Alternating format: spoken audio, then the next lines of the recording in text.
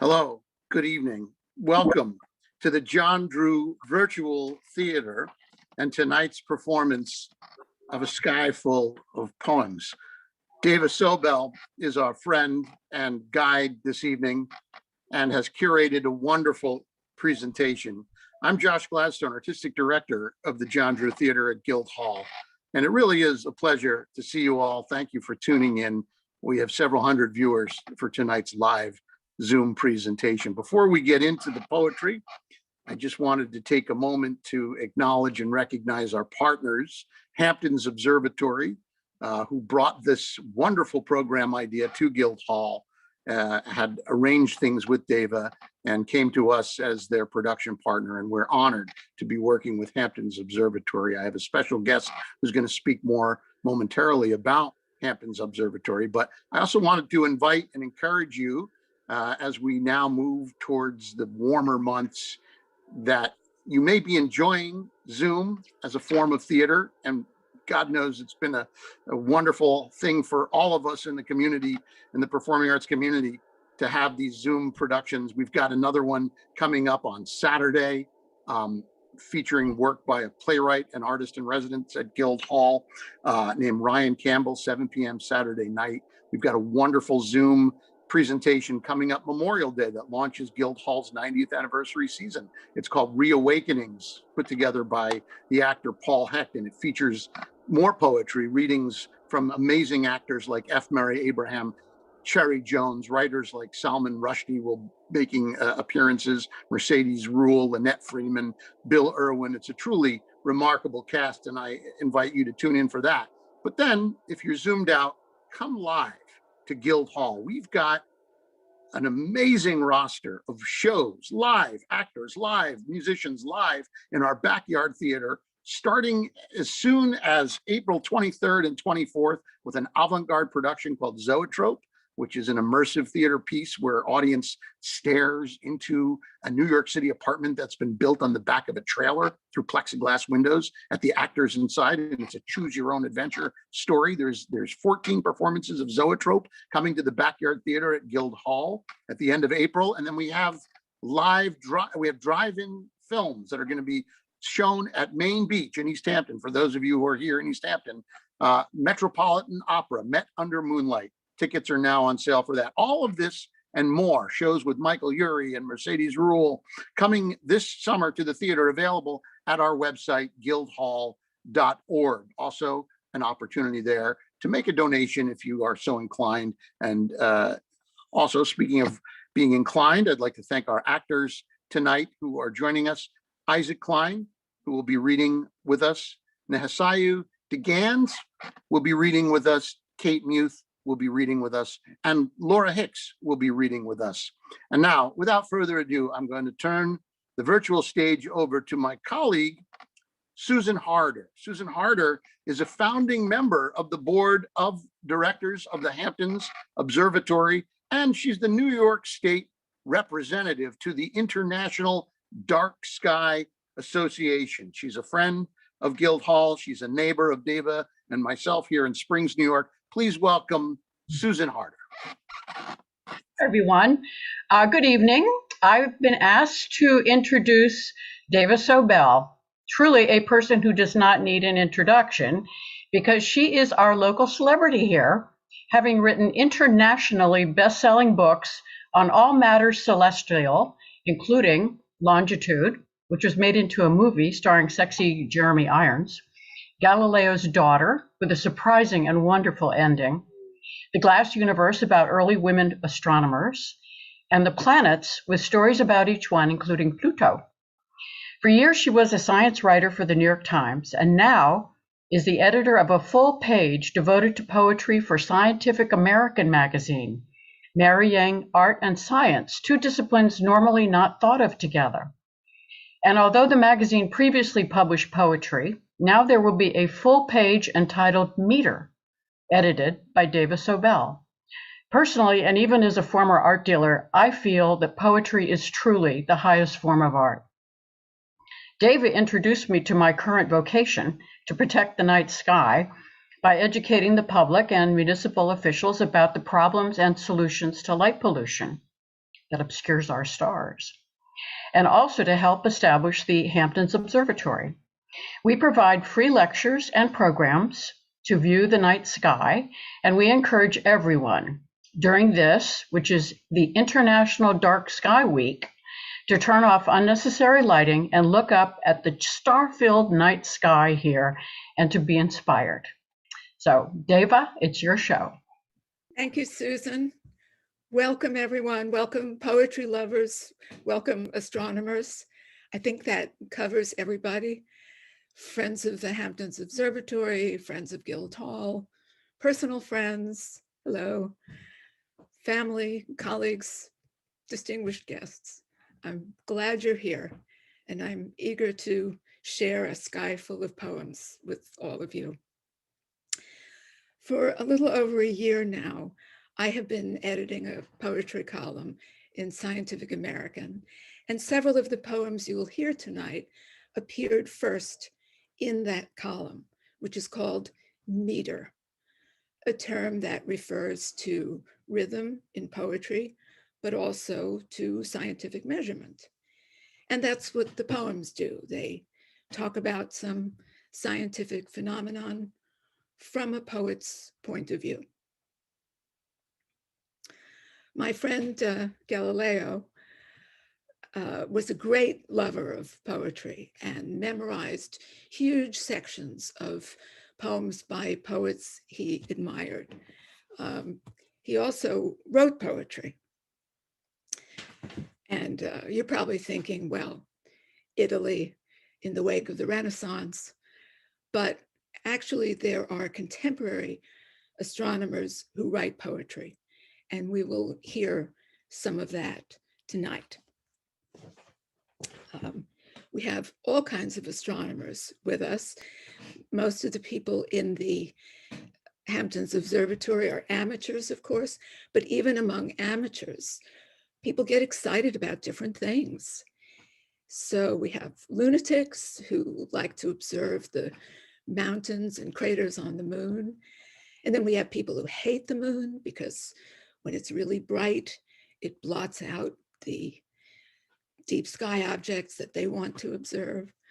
But we have planetary enthusiasts, eclipse chasers, even some radio astronomers, X-ray astronomy, gravitational wave astronomy.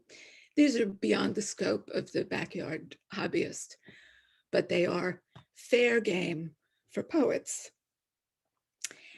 And almost everyone can be a stargazer under the right circumstances. Clear, dark sky on a summer night, or even in an armchair. You can be an armchair astronomer, someone who likes to read about it or think about the universe. So we'll start there with the armchair astronomer. And in this case, it's former US poet laureate Billy Collins. And Isaac will start us off by reading As If to Demonstrate an Eclipse by Billy Collins. I pick an orange from a wicker basket and place it on the table to represent the sun. Then, down at the other end, a blue and white marble becomes the earth. And nearby, I lay the little moon of an aspirin. I get a glass from a cabinet, open a bottle of wine. Then I sit in a ladder-back chair, a benevolent god presiding over a miniature creation myth. And I begin to sing a homemade canticle of thanks for this perfect little arrangement, for not making the earth too hot or cold, not making it spin too fast or slow, so that the grove of orange trees and the owl become possible, not to mention the rolling wave, the play of clouds, geese in flight, and the Z of lightning on a dark lake. Then I fill my glass again and give thanks for the trout, the oak, and the yellow feather, singing the room full of shadows as sun and earth and moon circle one another in their impeccable orbits, and I get more and more cockeyed with gratitude.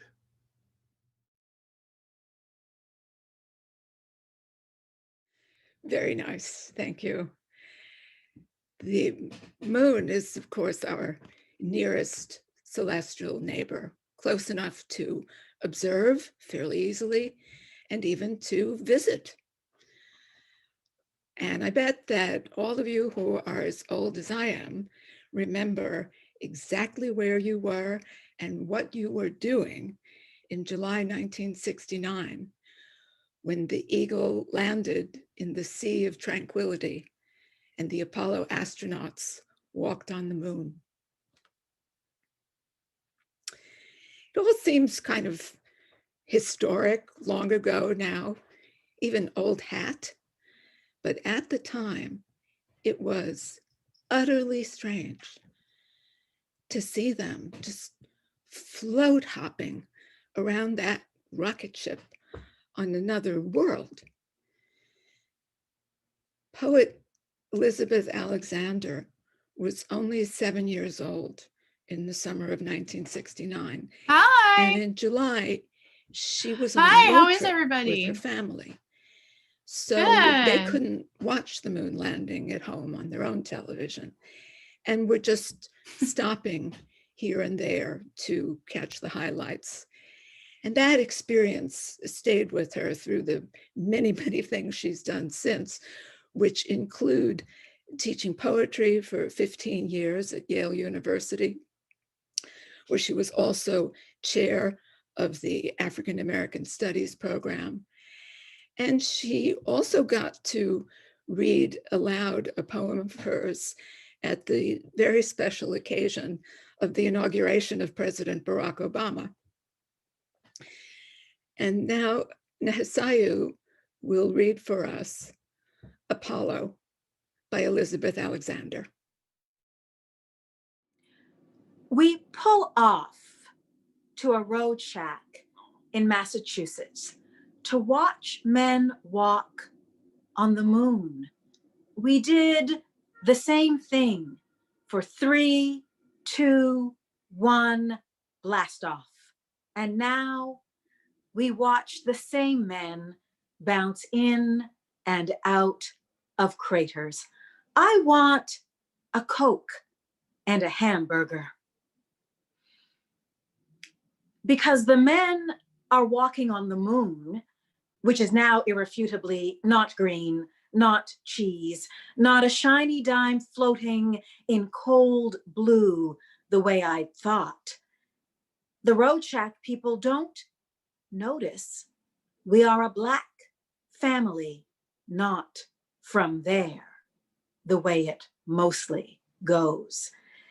This talking through static bounces in space boots, tethered to cords, is much stranger even than we are.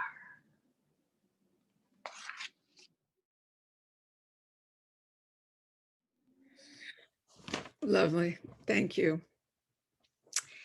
The moon is the cause of the phenomenon of the total solar eclipse. So our moon is only 1/400th the size of the sun, but it's 400 times closer to us. So that makes them look exactly the same size in our sky. And the moon can sometimes just blot out the light we're accustomed to seeing from the sun and expose the usually invisible sections of the sun's outer atmosphere. The first time I saw that happen, which was in Mexico in 1991, I thought I how had wonderful. witnessed What a a beautiful miracle. place to live.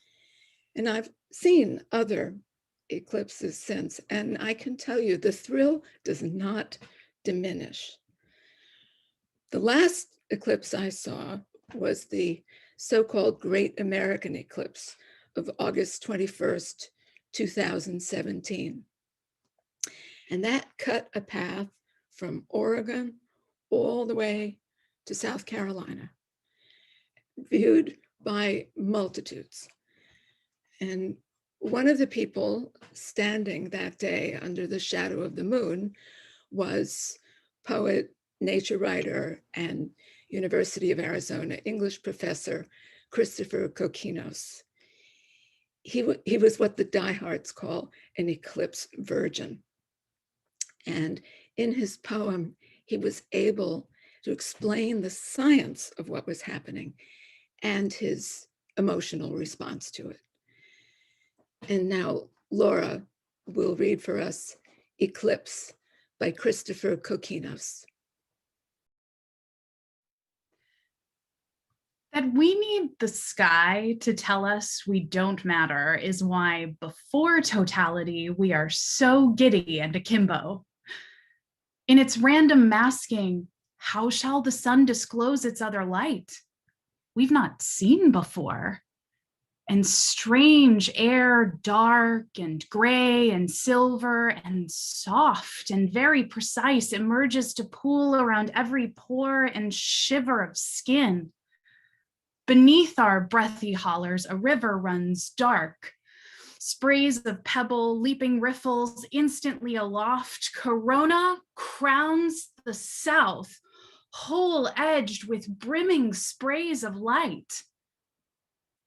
What is metaphor but secular alchemy? Black, flat sphere, 5 degrees off the ecliptic, else each month we'd see totality. Normal as a door, common as a starling. Above Little Lost River, above the valley and its ranges, above thrall, dumb totality. And the moon slips away unseen 3 millimeters monthly and so on, etc., until its visage will shirk this scene. Orbits bloat. Eclipses are happenstance. Like us, they'll go extinct. The moon to be debris someday, a lovely ring around a dead earth. But among the living, crickets. At noon, and humans hooting with an owl looking for a gopher, or at the light around the moon.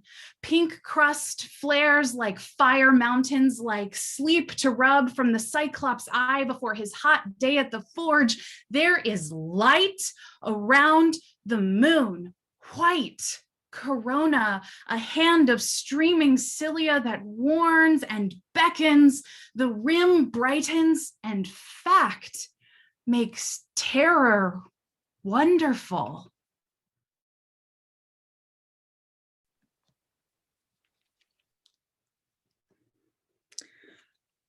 I'm ready for the next one. There will be another great American eclipse on April 8th, 2024, and it is not too soon to make your travel plans. Chris Kokinos, who wrote that poem, joined with his colleague at the University of Arizona Poetry Center to edit this collection, Beyond Earth's Edge, The Poetry of Spaceflight. And it was in this book that I first encountered the poem that we are going to hear next. Some people who witnessed the Apollo moon landings found them more than strange. In fact, utterly unbelievable. Some people even thought the whole thing had been a hoax carried out in the desert.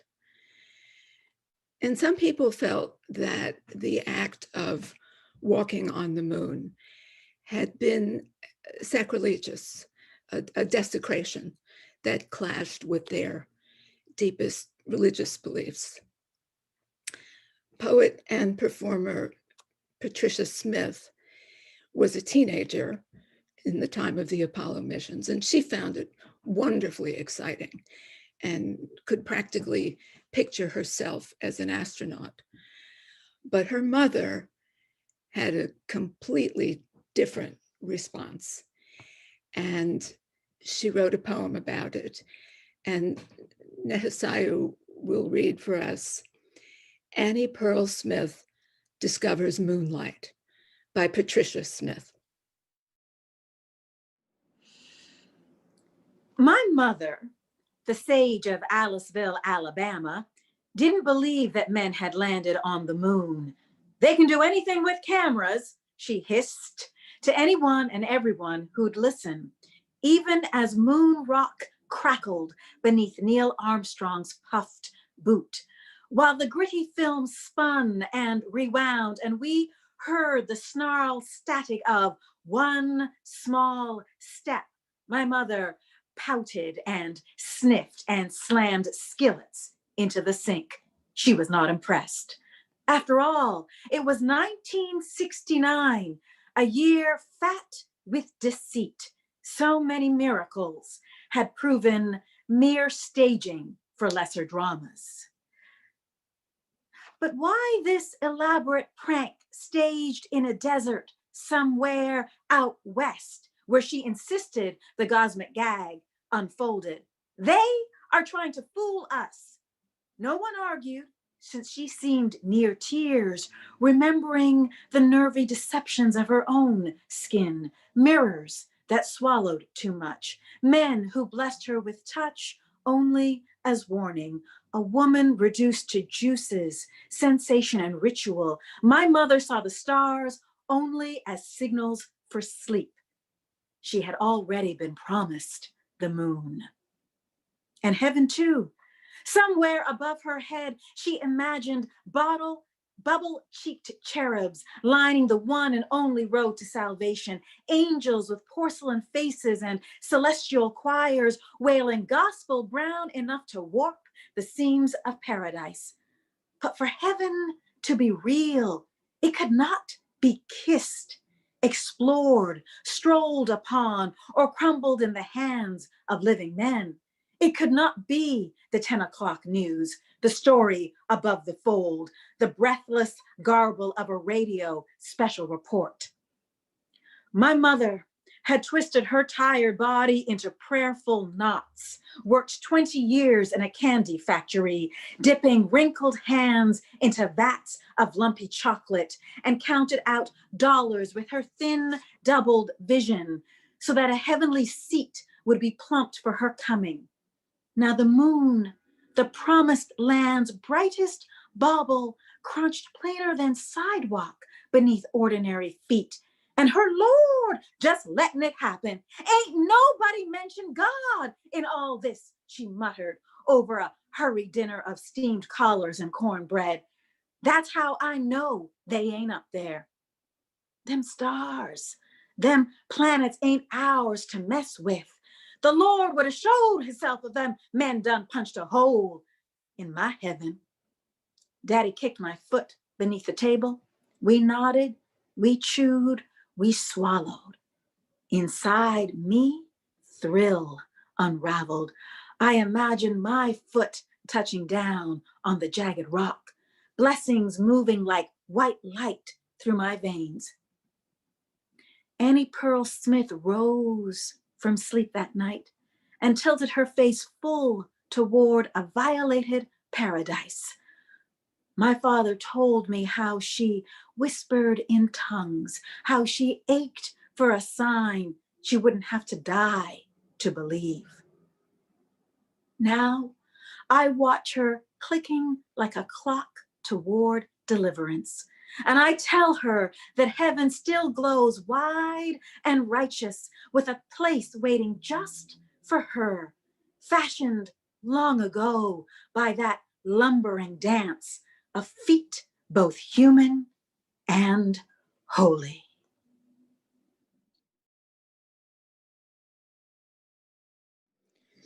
Wow. Thank you. After the sun and the moon, Venus is the brightest celestial object in our sky. And it's bright for a few reasons. It's close, it's the closest planet, and it's also completely enshrouded by clouds that are reflective. And so the sun that hits Venus gets radiated back into space.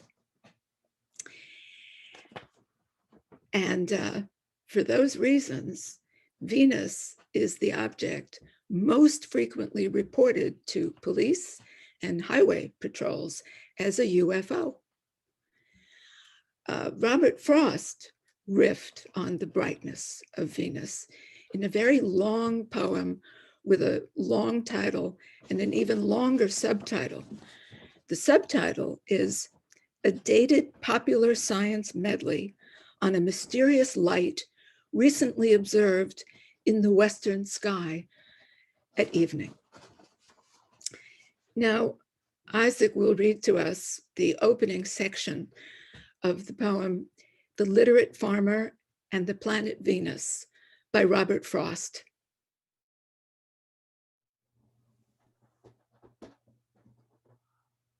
I stopped to compliment you on this star you get the beauty of from where you are. To see it so, the bright and only one in sunset light, you'd think it was the sun that hadn't sunk the way it should have sunk, but right in heaven was slowly being shrunk.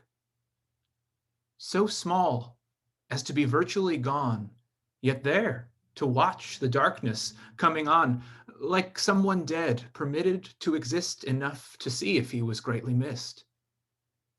I didn't see the sunset. Did it set? Will anybody swear that isn't it?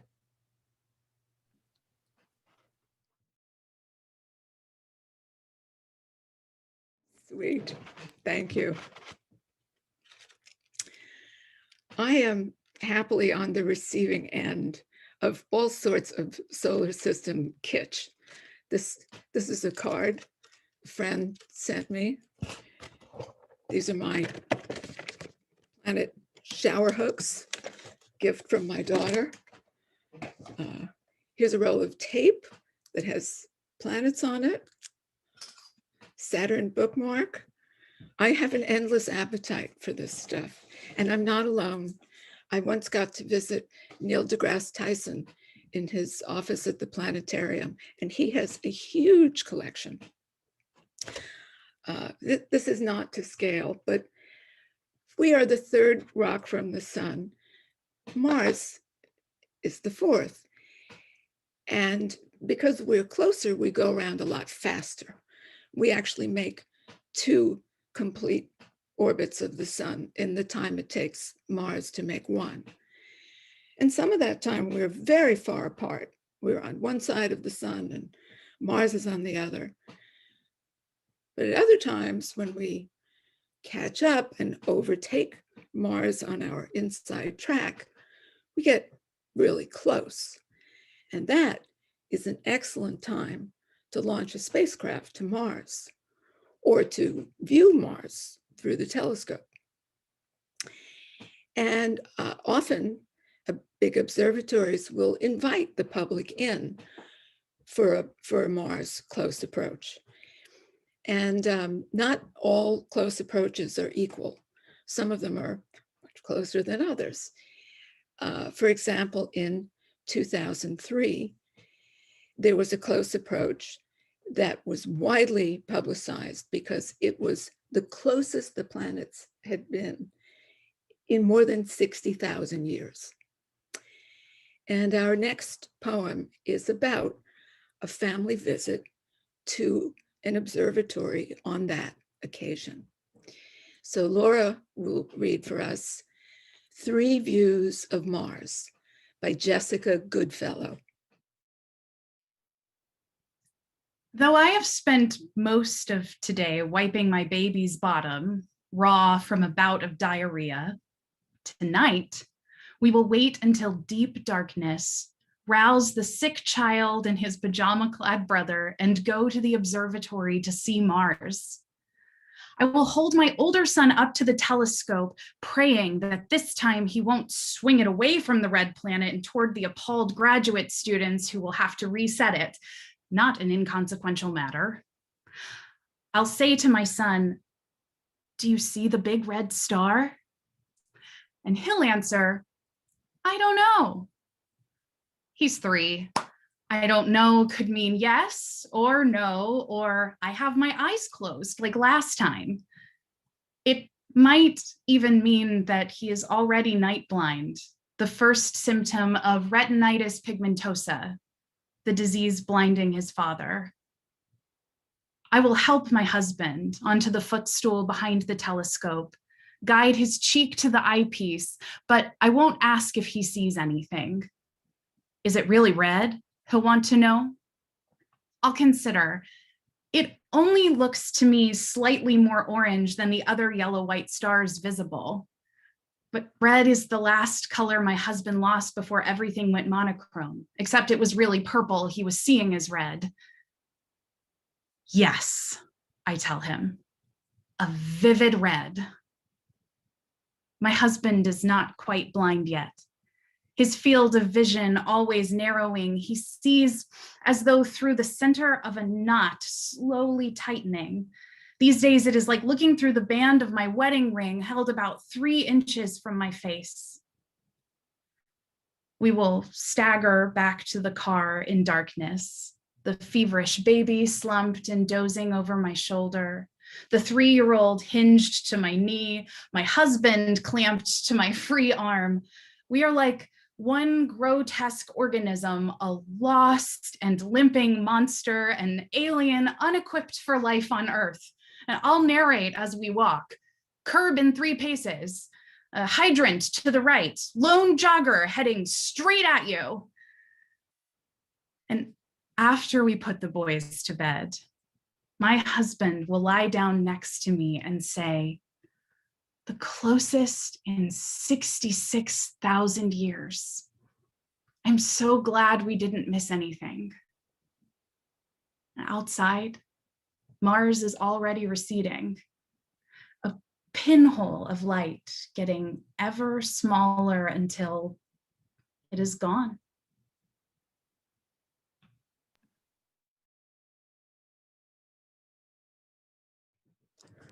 Beautiful. Thank you. That poem comes from this collection by Jessica Goodfellow.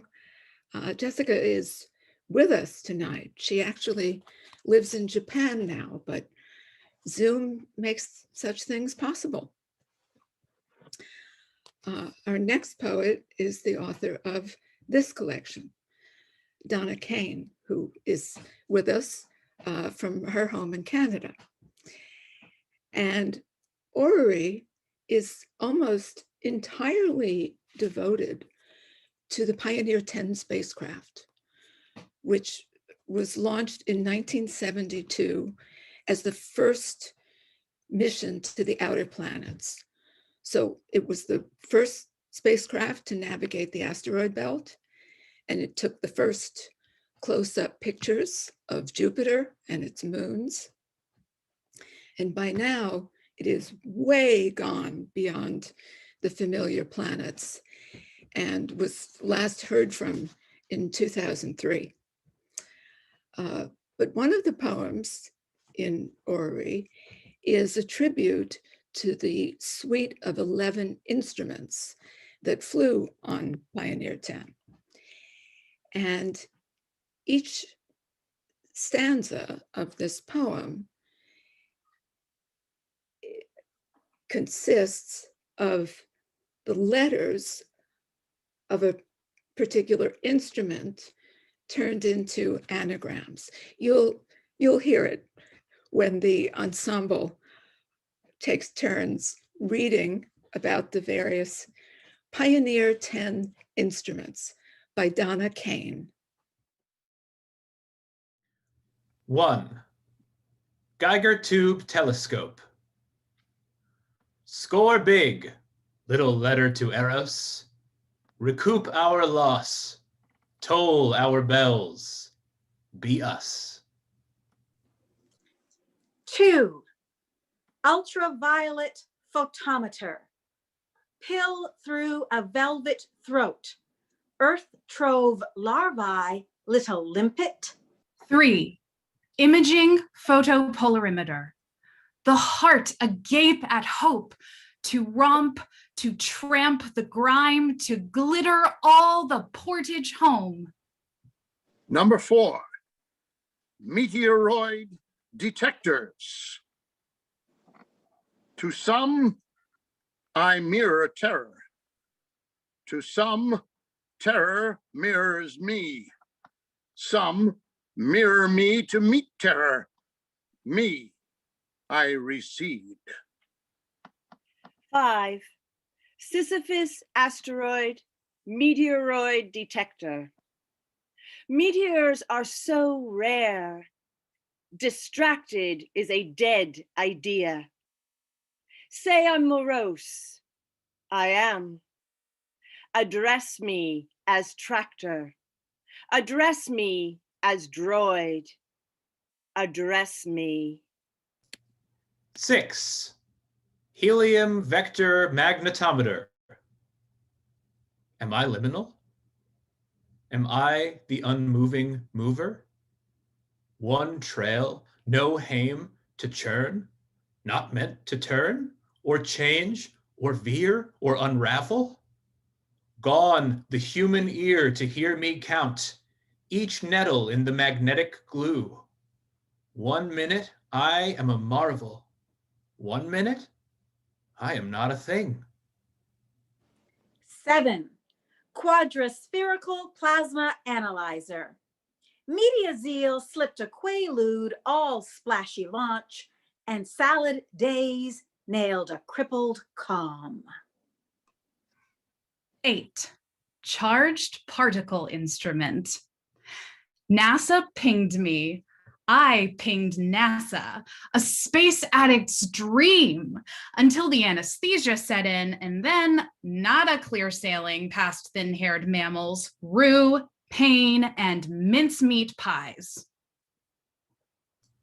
9, trapped radiation detector. A nation-ordered portion, part pride, part corporation. Dapper dart to dear departed tin pot. 10, cosmic ray telescope. Slip me some Sartre, carol me to sleep, oh mossless trail. 11, infrared radiometer. I am doomed. No Martian, no red end to refer to. Do I dream? I dream. I dream of terra firma. I dream of dirt. P.S. Home antenna pointed. I recorded data and quietly retired.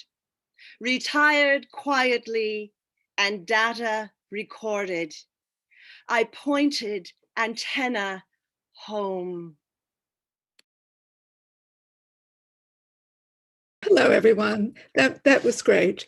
I muted myself, which was good because I was laughing a lot, but then I didn't unmute. The Pioneer 10 is not coming back. It was not designed as a sample return mission, although we have those now. But sometimes little pieces of space just arrive at Earth without our having to go and retrieve them. This is the Canyon Diablo meteorite. It landed about 50,000 years ago in what is now Arizona. These are not at all rare. And perhaps you can see it has a nice, shiny, striated pattern. These are etched with acid to clean them up. And then you can see where the iron and nickel crystallized in the tremendous heat as the rock descended through the Earth's atmosphere. Other kinds of interplanetary visitors come by, but they don't land. So they might just swing around the sun and make a nice display, like Halley's Comet, which comes round about every 75 years.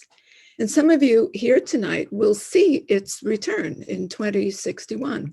And I hope for your sake that that proves to be a stupendous vision.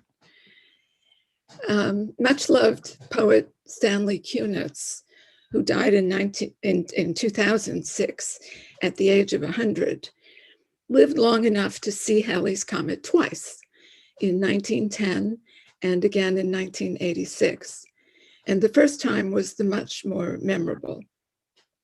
And he wrote a poem about it, which Josh will read for us now. Halley's Comet by Stanley Kunitz.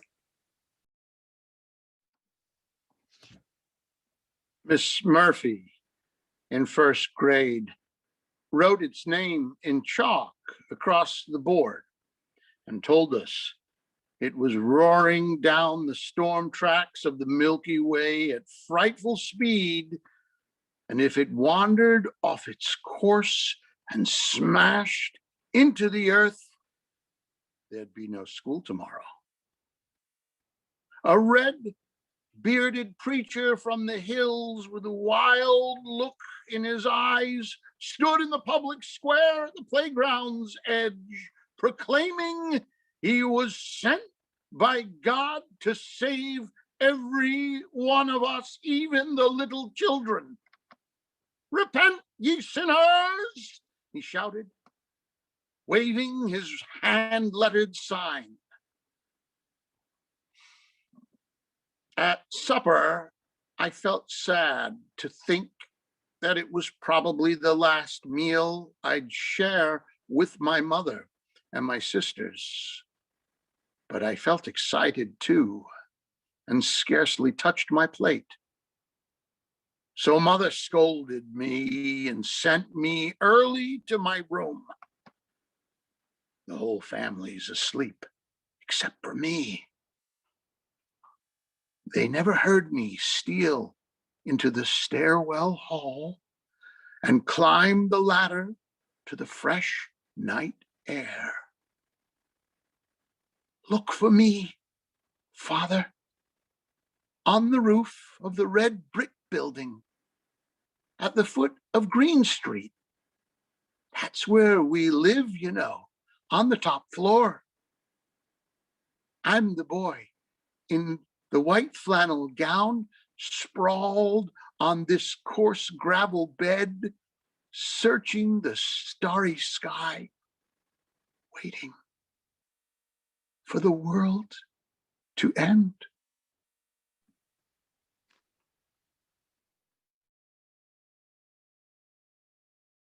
Oh, yes, thank you. We had a comet visitor last summer, Comet Pan-STARRS, and some of the Hamptons Observatory people were out with their telescopes, helping others get a good look at it. I am bad with equipment, so I don't have a telescope.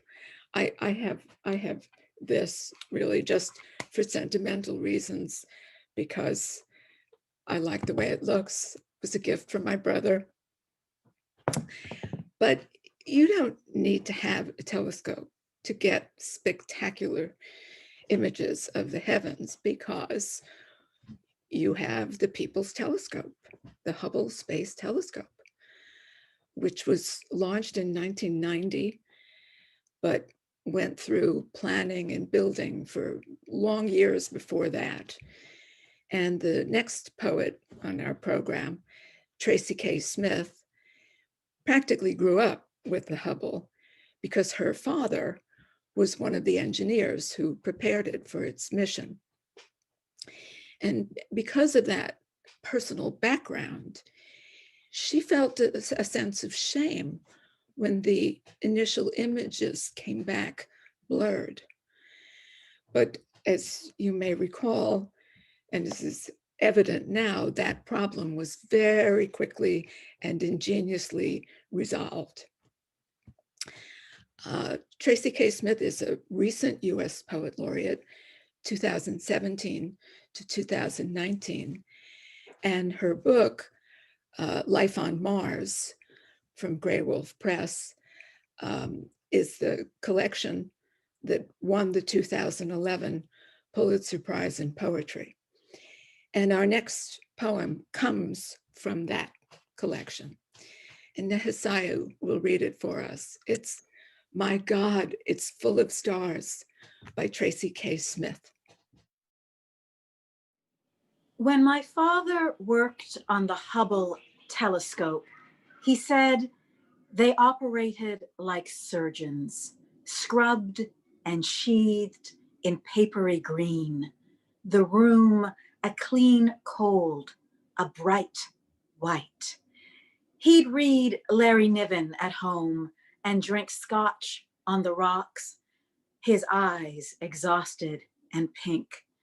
These were the Reagan years when we lived with our finger on the button and struggled to view our enemies as children. My father spent whole seasons bowing before the oracle eye, hungry for what it would find. His face lit up whenever anyone asked, and his arms would rise as if he were weightless, perfectly at ease in the never-ending night of space. On the ground, we tied postcards to balloons for peace. Prince Charles married Lady Di. Rock Hudson died. We learned new words for things. The decade changed. The first few pictures came back blurred, and I felt ashamed for all the cheerful engineers, my father and his tribe. The second time, the optics jibed. We saw to the edge of all there is. So brutal and alive, it seemed to comprehend us back.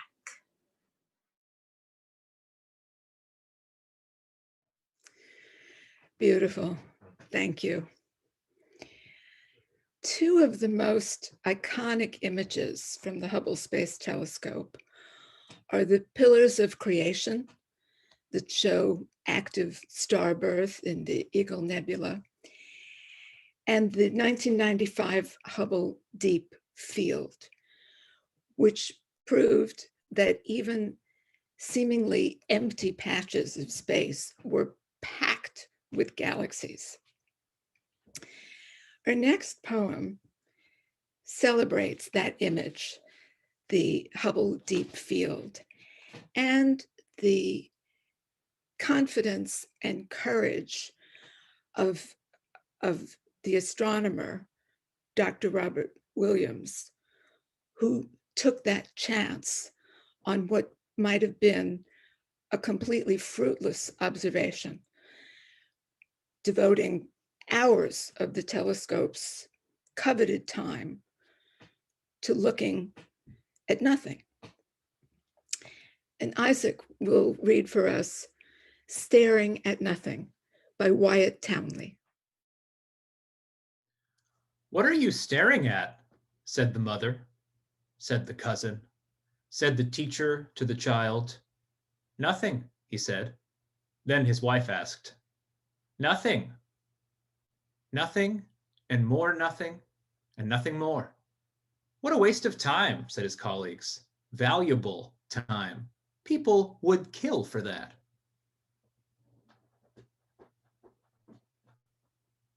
One December, for 10 nights and 100 hours, he stared at nothing. He looked at where there wasn't anything but nothing, more nothing, and nothing more, nothing but death and birth merging into light, collisions of blue, red, yellow, white, spirals, ellipticals, nothing but the universe quintupling in size. What wasn't is teeming with galaxies, gleaming innumerably. "It's nothing," said he. "Look at nothing to see."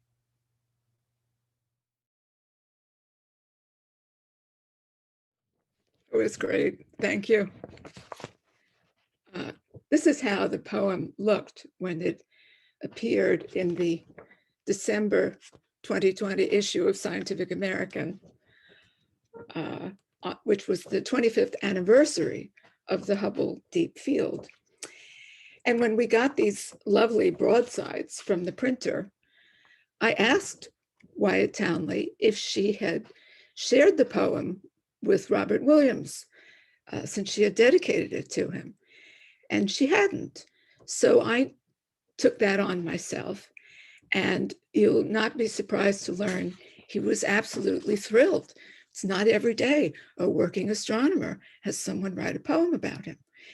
And he was so tickled, he asked her to provide a signed copy, which he is having framed and plans to put on display in the Space Telescope Science Institute. Our next poem comes from the person who first introduced me to science poetry, my very dear friend, Diane Ackerman. When we met in 1973, she was working on this book.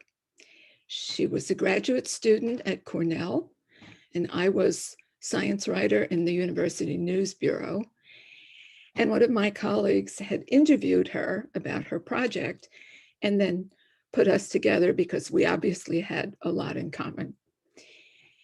Diane had convinced Carl Sagan to spend an hour a day with her in a private tutorial about planetary science so she could write a cycle of poems about the solar system. And this is the very copy that she sent me 3 years later when the book was published. It's a treasured possession.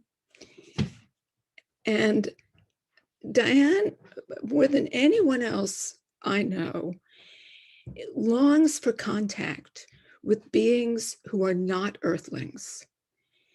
And this is a theme of her work. She's gone on to write many books, including 2 nonfiction big bestsellers and several volumes of poetry.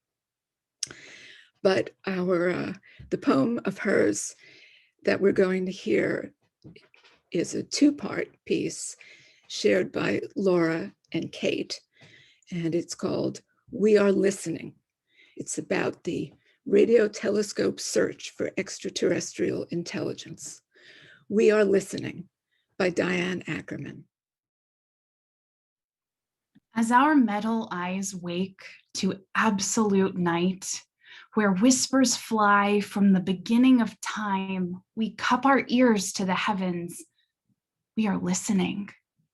On the volcanic lips of Flagstaff and in the fields beyond Boston, in a great array that blooms like coral from the desert floor, on high wire webs patrolled by computer spiders in Puerto Rico. We are listening for a sound beyond us, beyond sound, searching for a lighthouse in the breakwaters of our uncertainty, an electric murmur, a bright, fragile I am. Small as tree frogs staking out one end of an endless swamp, we are listening through the longest night we imagine, which dawns between the life and time of stars. Our voice trembles with its own electric. We who mood like iguanas, we who breathe sleep for a third of our lives. We who heat food to the steaminess of fresh prey, then feast with such baroque good manners, it grows cold. In mined gardens, and on real verandas, we are listening, wrapped among the Persian lilacs and the crickets, while radio telescopes roll their heads as if in anguish. With our scurrying minds and our lidless will, and our lank, floppy bodies, and our galloping yens, and our deep, cosmic loneliness, and our starboard hearts, where love careens, we are listening. The small bipeds with the giant dreams.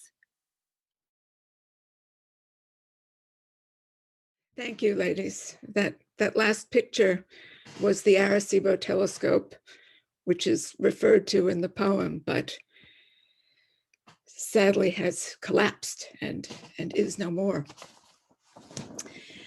For hundreds of years, astronomers have learned about the universe by collecting faraway light, visible light at first, but then also infrared, ultraviolet, radio, X-rays, gamma rays, and very recently, they have come up with a way to intercept an entirely different form of invisible information, gravitational waves from violent events in the faraway universe, collisions of black holes. And the instruments that are used to detect these faint gravitational waves are very unusual looking. Parts of them are miles long, and they're run by teams, international teams of scientists. In 2015, when the first detection of gravitational waves was ready to be made public, the scientists went to great lengths to translate the press release into as many languages as possible so that people all over the world could hear the news simultaneously. The operator, the chief operator of the observatory in Washington State, is a physicist named Corey Gray. And he is a member of the Siksika Nation, the northern Blackfoot of Alberta, Canada. So he asked his mother, Sharon Yellowfly, to translate the press release into their language.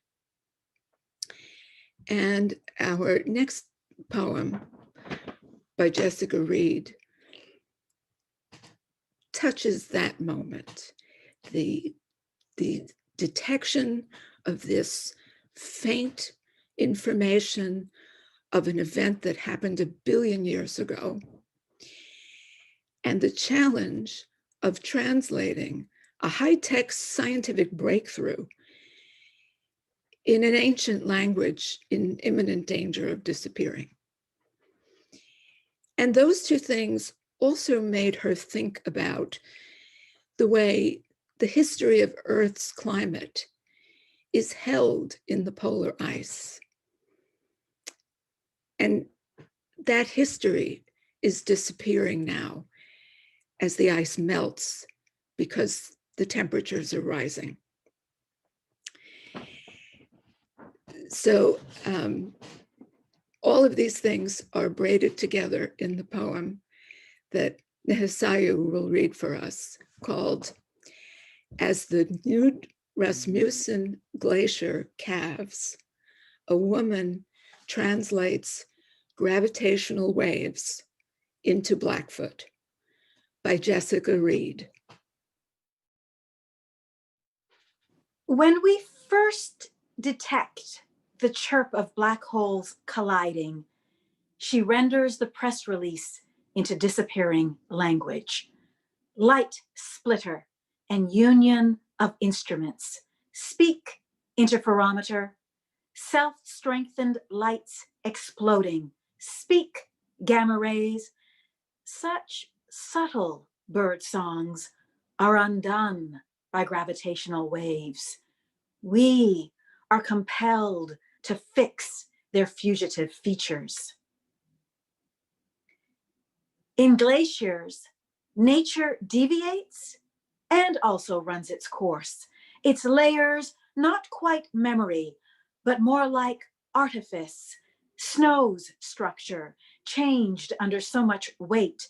The geometry of flakes collapses, heavy, cold, compressing air, deforming fern. The cold is a formalist.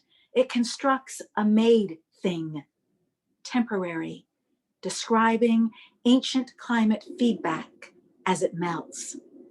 How elusive the object, how we read impermanence in layers of ice so compressed its expansion can shatter glass, of ice so deep you can no longer discern sequence, its layers folding and sliding into the non-linear, as effortful as astrophysics in Sixica, somehow still legible. We must consider and reconsider freezing and thawing. A girl punished for speaking in her native tongue. The defiance in resurrecting an idea whose circumference swells and contracts. An artifact of water and sky, revealing the dual meanings of sublime, its magnificence, its vaporizing solidity, which I say is proof of something, if it doesn't save us.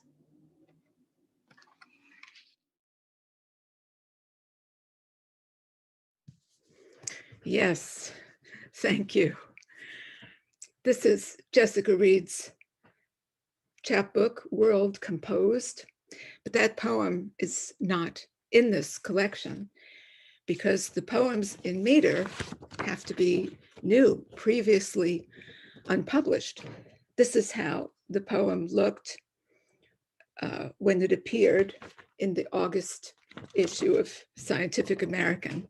And when that happened, Jessica tweeted it to Corey Gray. And he shared it with his mother. And she said, "Oof, almost made me cry. Someone is listening." At the start of tonight's program, I promised a poem by a real astronomer, and that time has come. Canadian astronomer Rebecca Elson was born in 1960, but she died of cancer at age 39. And in her very brief career, she did research in England, Scotland, United States. She observed at 2 major facilities in Australia. And she alludes to her professional travel in the poem that Isaac will read to us. It's called We Astronomers by Rebecca Elson. We astronomers are nomads, merchants, circus people, all the earth our tent. We are industrious. We breed enthusiasms, honor our responsibility to awe. But the universe has moved a long way off. Sometimes, I confess, starlight seems too sharp. And like the moon, I bend my face to the ground, to the small patch where each foot falls. Before it falls, and I forget to ask questions and only count things. Oh, thank you, Bud. Thanks all of you for joining us. It was nice to have the twin hooks of National Poetry Month and International Dark Sky Week. But But I hope you'll agree we don't need a special occasion or any excuse to enjoy poetry about astronomy. Do we have time for questions, Josh? Do we have questions? Thank you, Dava. We do. I am happy to say, and I neglected to say it in the introduction, but that you're willing and able to hang around a little bit and chat with our audience, which is about 200 people from all over the world. So thank you to all our viewers. Thank you to Donna McCormick and the Hamptons Observatory and our special guest, Susan Harder. And we're inviting questions or comments. There have been a lot of wonderful responses as we've been going through the night that are in the chat function of our Zoom webinar. But there's also, if you look on your Zoom, you'll see there's a Q&A tool. And if you have a question or a comment that you'd like to specifically address to Dava or one of our other panelists, please write it into the Q&A function. We've got one in there right now. Dava, from Julia M. She asks, can some early creation myths be considered astronomical poetry? I suppose so. Why not? Why not, right? I mean, I guess that on a mythic and spiritual level, they're speaking, Sure. these creation myths are speaking in a way to astronomy and the great Sure. unknown. Humans try to explain things, either by figuring them out or making up stories about them. That's what we do. I'm seeing some comments come in the chat, and thank you very much for that. Does anyone else have any particular questions? Here's something from John Bates, and it's maybe even a question for our technical director, Patrick, but John Bates asks, how can we access a recording of this? This should not be one night for some only. Well, thank you, John. I'll speak on behalf of the production end. This is John Drew Virtual Theater, and we are here live coming to you predominantly from East Hampton and some from New York and North Carolina. But this is essentially a moment of live theater. And those of you who are here with us tonight, like any live theater event, are capturing an ephemeral moment of time as we read these poems together and share in Dava's work. There may be an archival recording that exists. So if you're really hungry to access a copy for your records or to look at it again, you can shoot an email to us at Guildhall. You can send it to me, Josh Gladstone, at guildhall.org, and we can see about sharing the archival recording with you. But this is, like a comet, a one-shot evening. There's some more questions that are coming in. Thank you so much. From Dave Sobel, which is harder, to turn a scientist into a poet or a poet into a scientist? I really have no idea and no opinion. I just want to thank Dave Sobel because he and I are frequently confused for one another, as you might imagine. And he introduced me to Jessica Goodfellow's poetry. So he certainly turned me into a fan of hers. I've been a fan of science all my life. And maybe that's something that you, Dave, could research now. I was tripped up, Dave Sobel and Dava Sobel. I definitely wasn't sure what I was reading there. Thank you.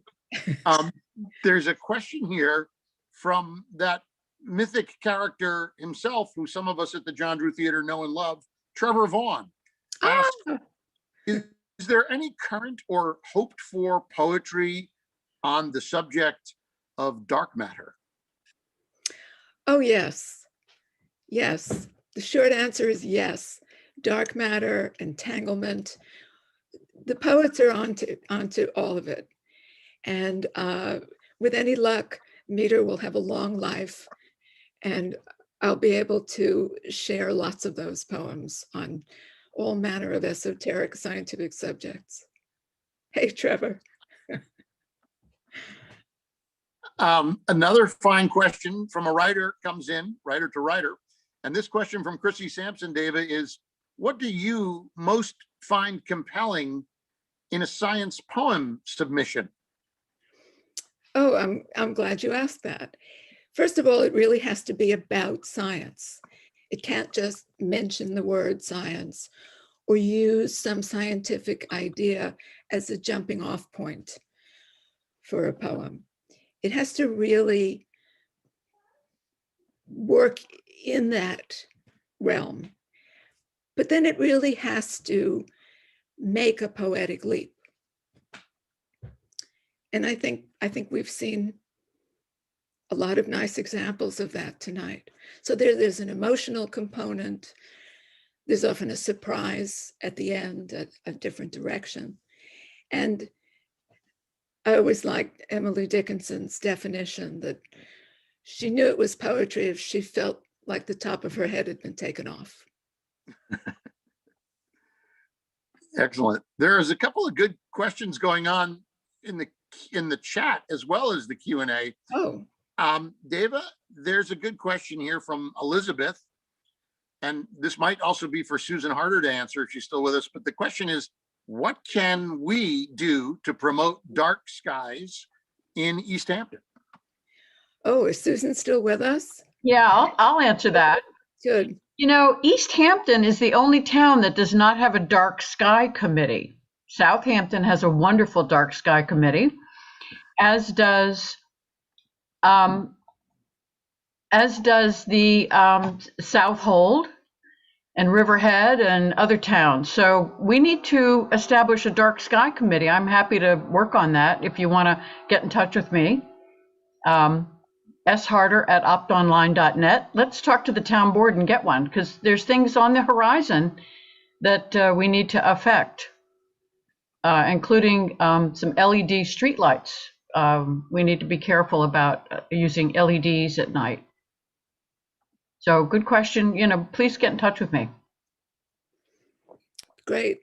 And on a simpler level, just turn out the lights. Thank you. And thank you, Susan, for joining us. Your passion for dark skies has been ongoing, and you're such a great advocate for this important issue.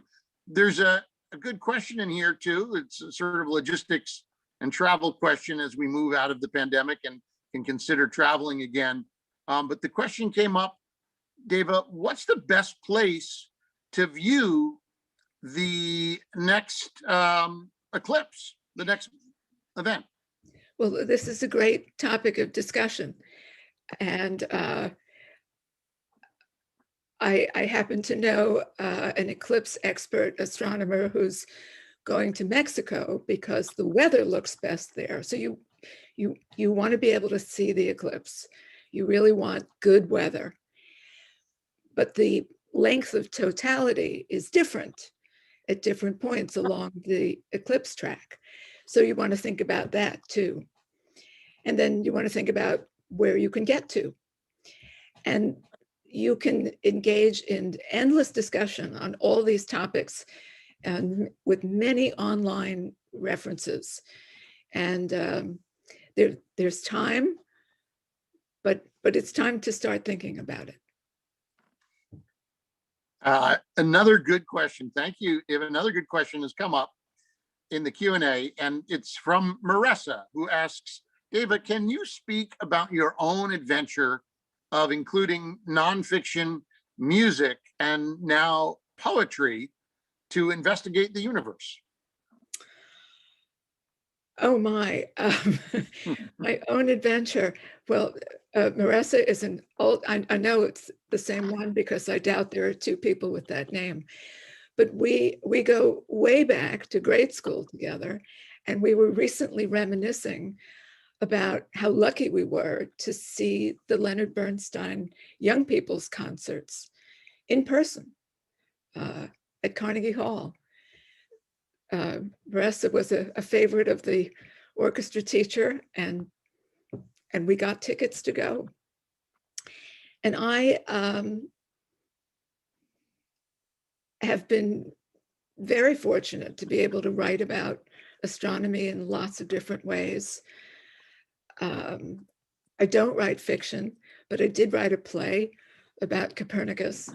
And some of the chapters in The Planets have an imaginative component. And I think that's fair game. I think in writing about science for a non-science audience, you want to be able to invite people in and make the subject feel welcoming. And that's as important as any information content.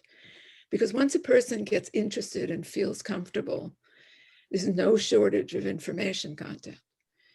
So I think working through the arts is a valuable thing to do. And I'm loving doing this poetry column. Well, Dava, I think that's a wonderful comment upon which we can conclude tonight's festivities. Thank you. Working through the arts.